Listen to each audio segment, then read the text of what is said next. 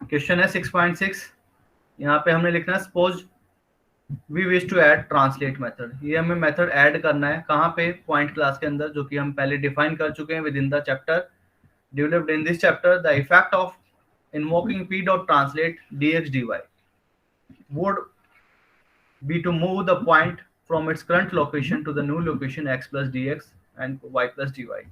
तो अगर आपके पास पॉइंट p है जो कि आपका लोकेशन है x, y पे, और मुझे ट्रांसलेट कराना है किसी पॉइंट से जो कि आपका dx dy है, इसे ट्रांसलेट कराना है, यानी कि उसमें हम ऐड कर देंगे। तो आपका जो न्यू लोकेशन आएगी, पॉइंट आएगा, से मैं मान लेता हूँ p dash, that will be x plus dx and y plus dy। से ये आपका न्यू जो लोकेशन आएगी p डैश, ये हमें प्रिंट आउट कराना है। For example consider the code point p 4,5। जैसे ही हम लिखेंगे तो आपका पॉइंट क्रिएट हो जाएगा जो कि आपका लोकेटेड होगा 4,5 पे। सी आउट p डॉट ट्रांसलेट, और उसको हमें कराना है, ये आपने x और y की वैल्यू पास कर दी है, dx dy की वैल्यू ट्रांसलेट कराना है हमें इस पॉइंट से। तो जैसे ही ये हम लिखेंगे तो आपकी जो न्यू वैल्यू आनी चाहिए वो आनी चाहिए 4 + 1 5 एंड 5 + 2 यानी 7। तो this should print 5,7 on the computer screen. ऐसा हमें प्रोसीजर डिफाइन करना है, मेथड हमें डिफाइन करना है inside the point class. This procedure is declared by adding the following line to the public section of the point declaration in the header file point.h। point ये है क्योंकि हमें नया पॉइंट मिलेगा, तो ये आपका जो रिटर्न करेगा वो भी आपका एक पॉइंट रिटर्न करेगा। तो इसके लिए हमने पॉइंट डेटा टाइप लिखा है, और मेथड का नाम है ट्रांसलेट। उसके बाद क्योंकि ट्रांसलेट कराना किसी वैल्यू से एक्स वाई से, तो वो हमने यहाँ पे लिखा double D X double D Y. तो ये आपका point dot H header file. इसके अंदर हमें क्या डिफाइन करना है, ये हमें डिफाइन करना है, ये आपकी है point dot H header file, और ये हमने डिफाइन करना था point translate double D X comma double D Y within the class. तो ये हमने यहाँ पे लिख दिया है point translate double D X D Y. अब इसको हमें डिफाइन करना है, तो हम डिफाइन करेंगे पॉइंट सी सी फाइल में।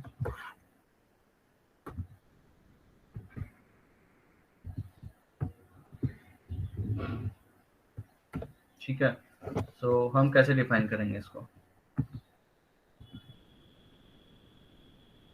ये इतने सारे मैंने कमेंट्स के अंदर वैल्यू लिखी हुई है यहाँ पे, ये सारी जो है आपकी काम करेंगे। जो पहला मेथड है वो आपका ऐसे डिफाइन कर सकते हैं, लास्ट में मैं इसको मैं कर देता हूँ कमेंट।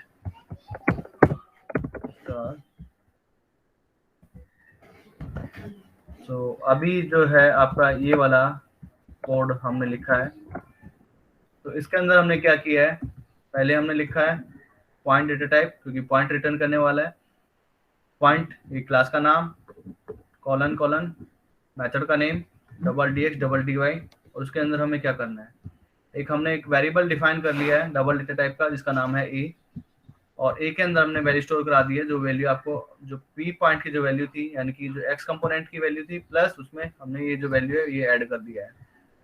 तो ए की वैल्यू ये हुई, और बी जो कंपोनेंट है वो आपका डबल डेटा टाइप का बी हमने डिफाइन किया है, और वाई प्लस डी वाई हमने कर दिया है।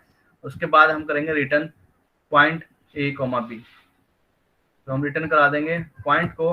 तो यहाँ पे आप नोटिस करेंगे जैसे ही हम रिटर्न कराते हैं point P point A comma B, तो इसका क्या मतलब होता है, ये मैंने पहले भी आया था, हमने एनकाउंटर हुआ था एक एग्जांपल में, जहाँ पे इसका मतलब था कि एक आपका अननेम्ड वेरिएबल क्रिएट हो जाता है जिसका कोई नाम नहीं होता है, जो कि लोकेटेड होता है ए कॉमा बी पे। सो ये return point A comma B, so it give me copy of the value. तो अगर हम इसको कंपाइल कराते हैं, रन कराते हैं, तो ये मुझे करेक्ट वैल्यू देगा। यहाँ पे हमने लिखा पॉइंट, ओके, उससे पहले मैंने यहाँ पे लिखा है द वैल्यू ऑफ जेड। पहले जेड की वैल्यू ये हम कर चुके हैं पहले, ये जेड की वैल्यू आपके पास होती है कॉपी करने के बाद जो वैल्यू आती है 70.71 पॉइंट कुछ वैल्यू थी। तो इसके अंदर मुझे ट्रांसलेट कराना है, तो पहले मैंने प्रिंट आउट किया है the cout the value of Z, फिर cout after translation is Z dot translate और 2,2 इस पॉइंट से हम ट्रांसलेट कराएंगे एंड सी आउट एंडल। ठीक है, और उसके बाद हमने लिखा पॉइंट पी 3,5 सी आउट, उन्हें पी की वैल्यू प्रिंट आउट करी है ऑन द कंप्यूटर स्क्रीन। उसके बाद कर्सर नेक्स्ट लाइन में जाएगा, और फिर हमने क्या किया है, यहाँ पे हमने लिखा है सी आउट पी डॉट ट्रांसलेट इससे ट्रांसलेट करेंगे, फिर डॉट ट्रांसलेट करेंगे हम 10,10 से। तो यहाँ पे 2 बार आपका ट्रांसलेट ऑपरेटर जो है आपका काम करेगा। तो ये आपकी वैल्यू 3,5 पहले ट्रांसलेट होगा 1,2 से, तो 1,2 से ट्रांसलेट होगा तो आपको वैल्यू मिलेगी 4,7। अब ये ट्रांसलेट होगा 10 से, तो ये जो न्यू वैल्यू आपको मिलेगी वो मिलेगी 14 एंड 17। तो ये 2 बार आपका काम करेगा। तो इसकी जो वैल्यू आपको मिलेगी वो आपको मिलेगी 14 एंड 17, और यहाँ पे जो वैल्यू आएगी वो आएगी 70 थी तो 72 पॉइंट समथिंग हो जाएगी जो वैल्यू आएगी। तो इसको हम कंपाइल एंड रन कराते हैं। तो it gives me the correct result. ये आपकी z की वैल्यू थी। After setting z equal to y, the z is this and now point x is 5, ये आपका हो गया। z की वैल्यू इतनी है, उसके बाद हमने ट्रांसलेट कराना था, तो translate the value of this z after translation is, ये आपको ऐड करना है दोनों में, तो 72.7107, 72.7107। इसका मतलब ये आपका सही काम कर रहा है।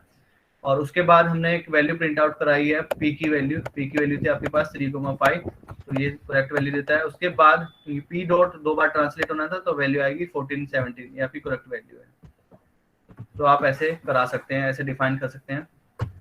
सेकंड केस में हमने यहाँ पे डिफाइन किया डॉट cc के अंदर, आप ऐसे ना डिफाइन करके आप ऐसे भी डिफाइन कर सकते हैं।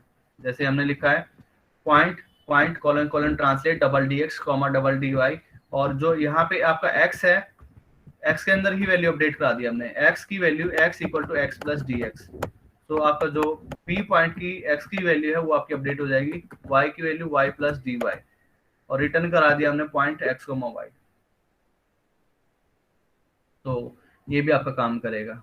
वहाँ पे हमने a b 2 वेरिएबल डिफाइन किए हैं, तब हमने ऐसे किया है।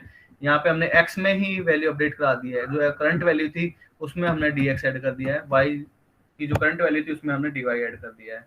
तो ये भी आपका काम करेगा।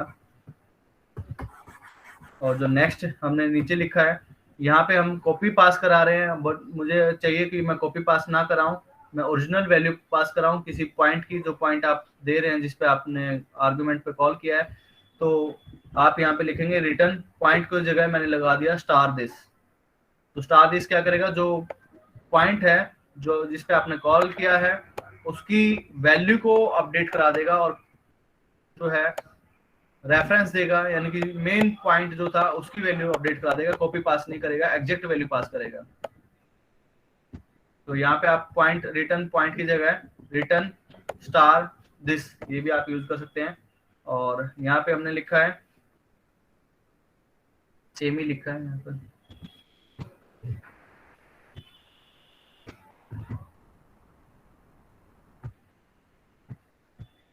ठीक है। तो ये भी आपका काम करेगा, आप चेक कर सकते हैं। इसको मैं कर देता हूँ अनकमेंट,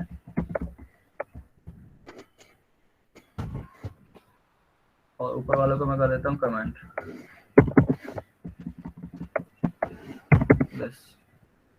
तो कंट्रोल एस, और इसको हम कराते हैं compile and run. Now this will also work. तो this give me the same value.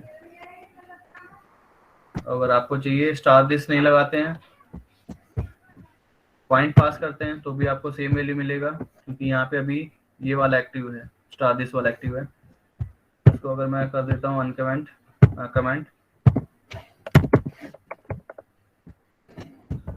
और ऊपर वाले को मैं कर देता हूँ अनकमेंट। यहाँ पे हम पॉइंट रेफर करा रहे हैं, रिटर्न पॉइंट पी, तो ये भी आपका काम करेगा।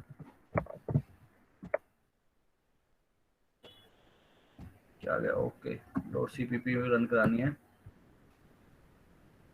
तो ये भी आपका काम करता है।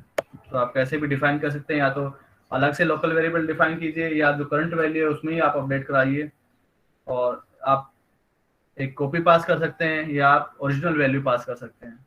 तो जो आपको बेटर लगे वो आप लिख सकते हैं। बेटर जो है आपका ओरिजिनल वैल्यू पास कराना होता है, star this, return star this वाला। तो ये आपका क्वेश्चन था।